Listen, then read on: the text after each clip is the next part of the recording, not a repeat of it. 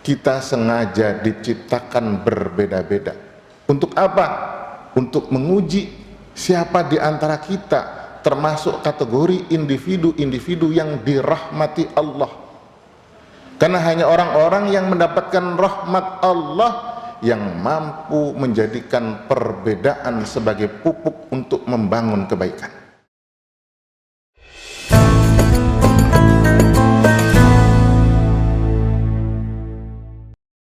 Alhamdulillahi dzil fadli wal ihsan wal karami wal imtinan alladzi istafa nabiyyana ala jami'il insan wa addabahu fa ahsana ta'dibah fa kana khuluquhul Qur'an. Asyhadu an la ilaha illallah wahdahu la syarika lah fi uluhiyatihi wa rububiyyatihi wal asma'i was sifatil hisan. Wa asyhadu anna sayyidana Muhammadan abduhu wa rasuluh al-mab'uts bimakarimil akhlaq wa atammil adyan. Allahumma salli wa sallim wa barik ala sayyidina wa maulana Muhammadin wa ala alihi wa ashabihi alladhina taba'uhu bil ihsan. Amma ba'd. Ayuhal hudurul karim, ittaqullah haqqa taqwa fa inna taqwa manba'u kullil fadail wa wa'idatu kullir radail. Faqad qala Allah ta'ala fi kitabihil karim, a'udzu billahi minasyaitonir rajim, wa'tasimu billahi huwa maulakum fa ni'mal maula wa ni'man nasir. Wa qala aidan wala takunu kalladzina tafarraqu wakhtalafu min ba'di ma ja'ahumul bayyinat. Wa qala Rasulullah sallallahu alaihi wasallam, alaikum bil jamaah wa iyyakum bil furqah wa man arada bahbuhatal jannah falyaltazimil jamaah.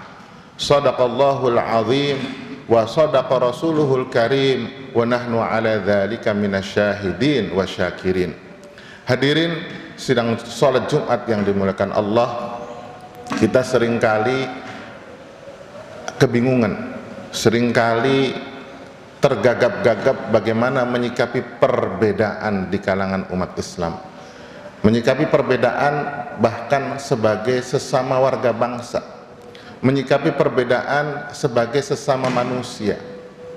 Seringkali perbedaan tersebut menjadi penyebab terjadinya konflik yang menimbulkan korban kemanusiaan. Itulah sebabnya Charles Kimball dalam bukunya Ketika Agama Menjadi Racun, beliau mengatakan bahwasanya berbicara soal agama kadang-kadang bisa membicarakan sesuatu yang kontradiksi di dalam dirinya. Satu sisi agama dianggap sebagai alat untuk membangun kemanusiaan, sebagai alat untuk menciptakan perdamaian, persaudaraan, keunggulan, mengangkat harkat dan martabat manusia.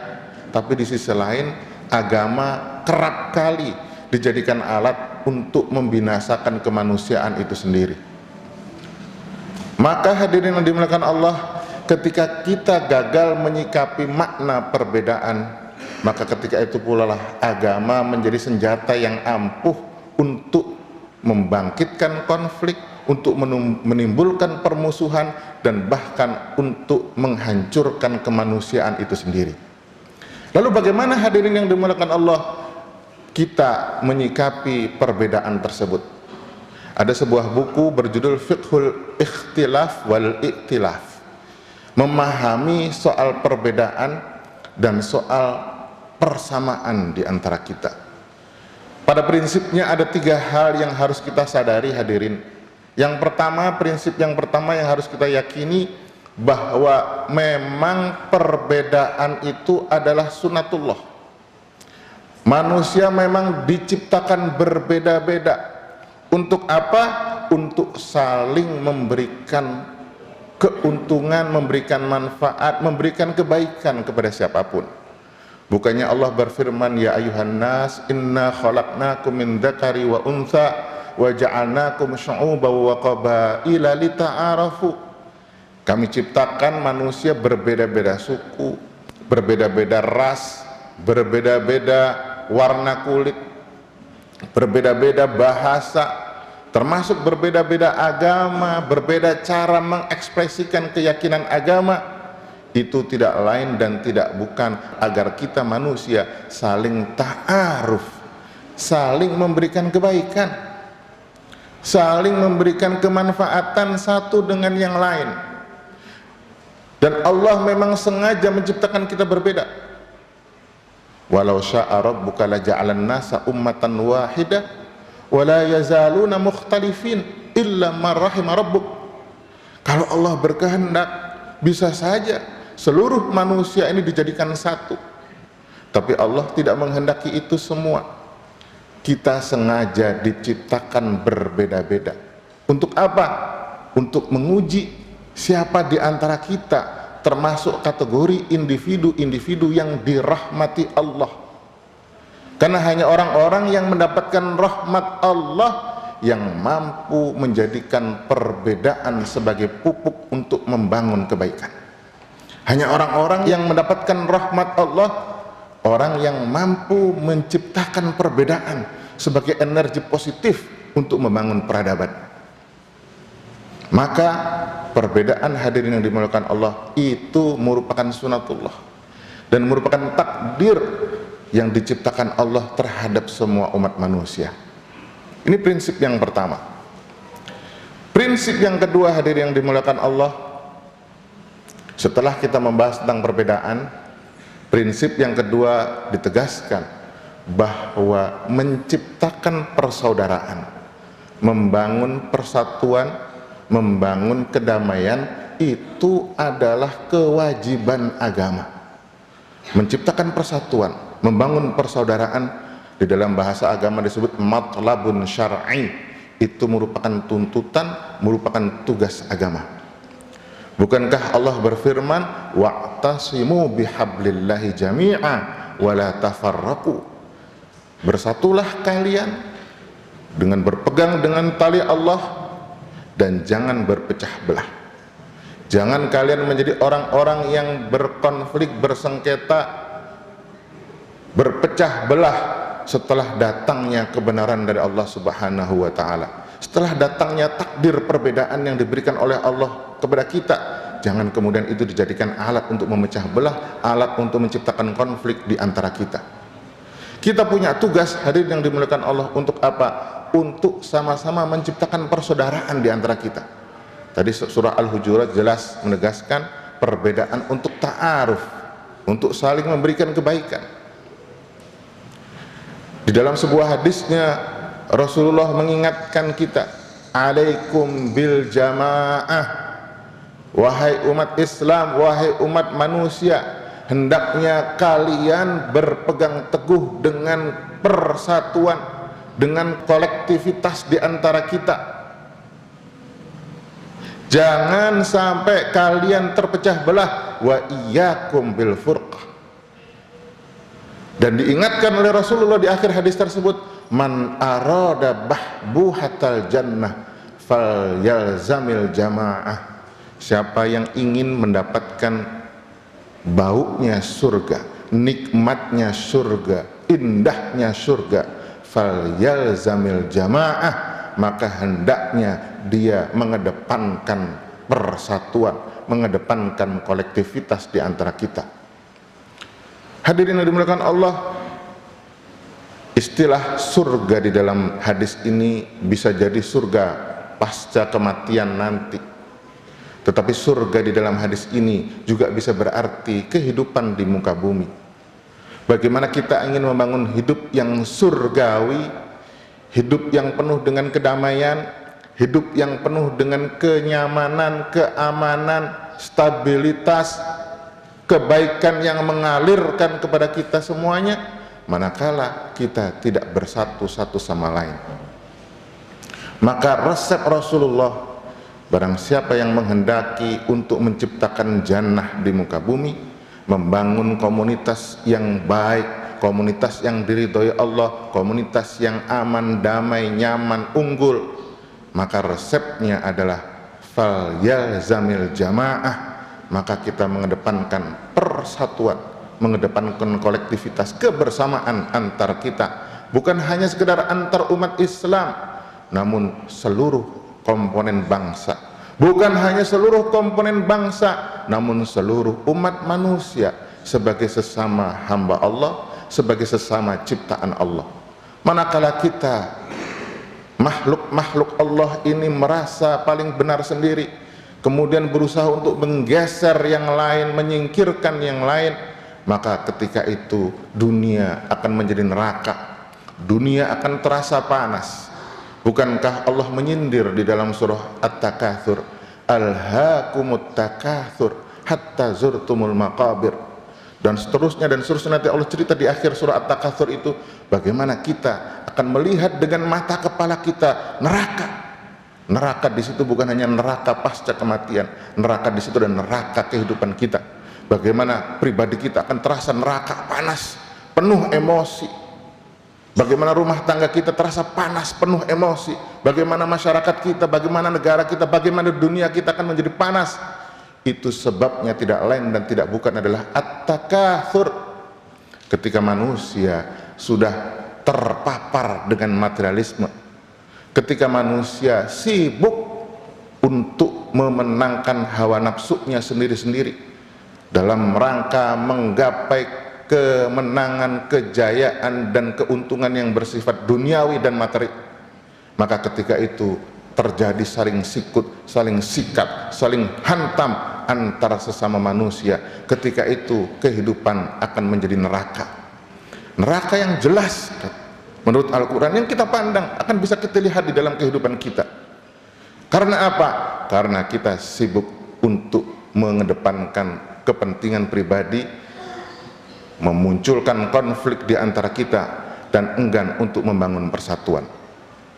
Prinsip yang ketiga, hadirin yang dimuliakan Allah, dalam menyikapi perbedaan dan persatuan, agama mengajarkan kepada kita bahwa bersatu itu bukan hanya sekedar tugas agama.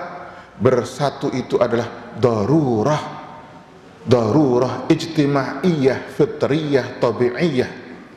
Manusia butuh untuk persatuan, manusia butuh untuk bekerja sama sebagai makhluk sosial. Tanpa adanya kerjasama, tanpa adanya saling mengisi antar kita umat manusia, maka kehidupan tidak akan menjadi maju, kehidupan tidak akan menjadi nyaman, damai dan nikmat sebagaimana yang kita inginkan. Mengapa? Karena masing-masing pihak merasa cukup memenuhi arogansinya sendiri-sendiri.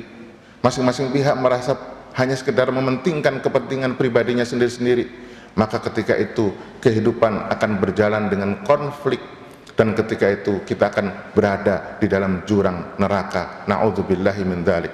Maka tiga prinsip ini, hadirin yang dimuliakan Allah, harus kita sadari bersama. Dalam rangka menyikapi perbedaan, kita sadari perbedaan adalah sunatullah, itu takdir Allah kepada kita. Sementara membangun persatuan itu adalah kebutuhan kita sebagai manusia, dan itu adalah tugas agama. Terakhir, Rasulullah memberikan paling tidak 3 resep kepada kita bagaimana kita bisa membangun masyarakat yang harmonis, masyarakat yang penuh persatuan, masyarakat yang penuh perdamaian. Rasulullah bersabda, man kana yu'minu billahi wal yaumil akhir falyasil rahimah. Cara pertama, strategi pertama yang diajarkan oleh Rasul agar kita mampu menciptakan persatuan, menciptakan persaudaraan di antara kita, maka barang siapa yang beriman kepada Allah dan hari akhir, kata Rasul, falyasil rahimah, maka hendaknya dia menjadi agen-agen silaturahmi. Mereka menjadi manusia-manusia yang gemar untuk menciptakan silaturahim di antara sesama. Resep yang pertama. Resep yang kedua, Rasulullah mengajarkan, man kana yu'minu billahi wal yaumil akhir fal yukrim doifahu au jarah. Siapa yang beriman kepada Allah dan hari akhir, maka hendaknya dia memuliakan, menghormati tamu, menghormati tetangganya, menghormati koleganya, menghormati siapa saja yang dikenal dan tidak dikenal. Ini resep agar kita tetap berada di dalam persatuan dan perdamaian. Dan yang terakhir, untuk menjaga persatuan dan perdamaian. Rasul mengajarkan kepada kita, man kana yu'minu billahi wal yaumil akhir falyaqul khairan aw liyasmut. Siapa yang beriman kepada Allah dan hari akhir, maka jaga omongan, jaga postingan. Kalau sekarang bagaimana mulut kita, bagaimana pencetan tangan kita, kita berbicara, kita memposting sesuatu harus yang memberikan kebaikan kepada sesama. Kalau kita tidak bisa berbicara baik, kalau kita tidak bisa memberikan postingan yang baik, falyakul khairan aw liyasmut, maka lebih baik kita diam, karena diam itu akan menimbulkan kebaikan. Diamnya kita dalam kondisi fitnah, diamnya kita dalam suasana penuh hoax akan menciptakan ketenangan dan stabilitas di tengah-tengah masyarakat. Barakallahu li wa lakum fil Qur'anil azim wa nafa'ani wa iyyakum bima fihi minal ayati wadh-dhikril hakim wa taqabbala minni wa minkum tilawatahu innahu huwas samiul alim wa qul rabbighfir warham wa anta khairur rahimin.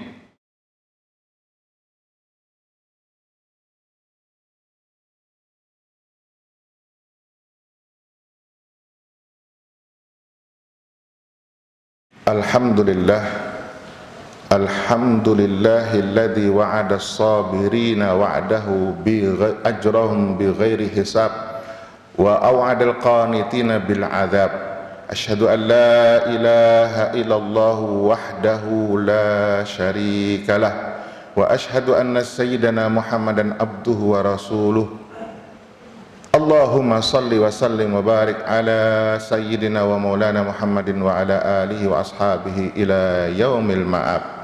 Amma ba'du, faqad qala Allah ta'ala mukhbiran wa amiran, innallaha wa malaikatahu yusalluna 'alan nabi ya ayyuhalladzina amanu sallu 'alaihi wa sallimu taslima. Allahumma salli wa sallim wa barik ala sayyidina wa maulana Muhammadin wa ala alihi wa ashabihi wa ummatihi wal hadirin. Allahumma ighfir lil mu'minina wal mu'minat wal muslimina wal muslimat al ahya'i minhum wal amwat innaka sami'un qaribun mujibu da'awat wa yaqadiyal hajat.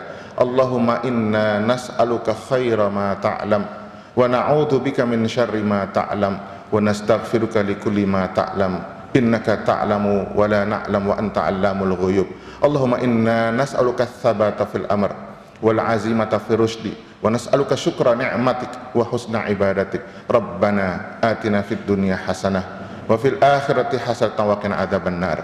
Ibadallah, innallaha ya'muru bil 'adli wal ihsan wa ita'i dzil qurba wa yanha 'anil fahsya'i wal munkari wal baghi ya'idzukum la'allakum tadhakkarun. Fadhkurullahal 'azima yadhkurkum washkuruhu 'ala ni'amihi yazidkum was'aluhu min fadlihi yu'tikum wa la dzikrullahi akbar wallahu ya'lamu bima tasna'un. Aqimis shalah.